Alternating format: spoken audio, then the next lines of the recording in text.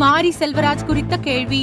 டென்ஷனான சரத்குமார். நாட்டாமை படத்தை பற்றி என்ன தெரியும்? தமிழ் சினிமாவில் நடிகராக மட்டுமின்றி அரசியல் களத்திலும் கவனிக்கப்படுபவராக இருப்பவர் சரத்குமார்.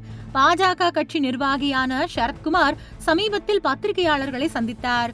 அப்போது சாதி படங்கள் குறித்த கேள்விக்கு அவர் பயங்கரமாக டென்ஷன் ஆனார். ஒரு கட்டத்தில் படங்களில் கதாநாயகனாகவும் நடித்த சரத்குமார் பல வெற்றி படங்களை கொடுத்ததால் சுப்ரீம் ஸ்டார் என்றும் அழைக்கப்பட்டார். தமிழ் சினிமாவில் 90களில் சண்டை காட்சிகளில் துப்பறியும் கேரக்டர்கள் மற்றும் குடும்ப பாங்கான வேடங்களில் நடித்தவர் சரத்குமார்.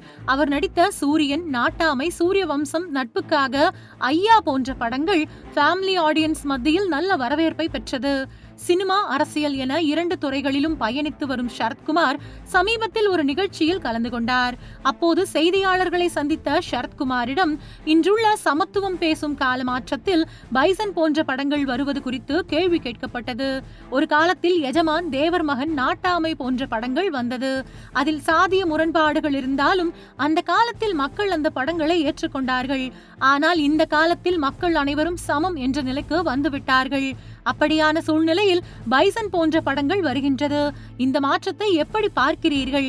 இன்னும் அந்த காலத்தில் வந்த சாதிய அடிப்படையிலான படங்களை கொண்டாட வேண்டிய அவசியம் இருக்கின்றதா என்று அவரிடம் கேள்வி கேட்கப்பட்டது. இந்த கேள்வியை கேட்டதுமே சரத்குமார் சட்டென்று தன்னுடைய டென்ஷனை வெளிப்படுத்தினார்.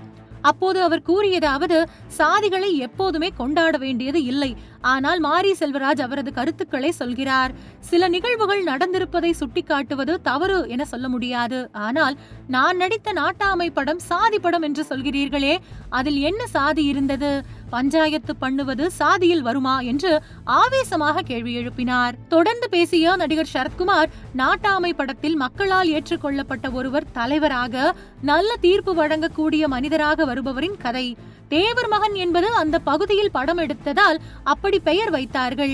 ஆகவே சாதியை புகுத்த நினைக்கிறார்கள், அதனை வலுவாக சொல்கிறார்கள் என நாம நினைக்க கூடாது.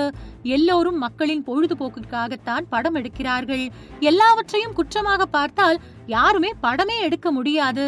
என்னை பொறுத்தவரை இன்றைக்கு எல்லாருமே சமத்துவமாக இருக்க வேண்டும் என்று நான் சொல்பவன்.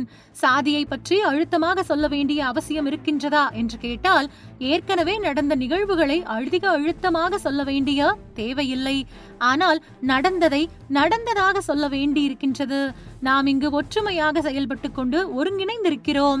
சகிப்புத்தன்மையை வளர்த்து கொண்டு எல்லோருக்கும் உரிய மரியாதை கொடுக்க வேண்டும் என்ற எண்ணத்தில் இது போன்ற நிகழ்வுகள் ஏற்கனவே நடந்துள்ளது. இனிமேல் அப்படி நடக்கக்கூடாது என்று சொல்வதில் தவறில்லை என நான் நினைக்கிறேன் என்று சரத்குமார் கூறியிருக்கிறார்.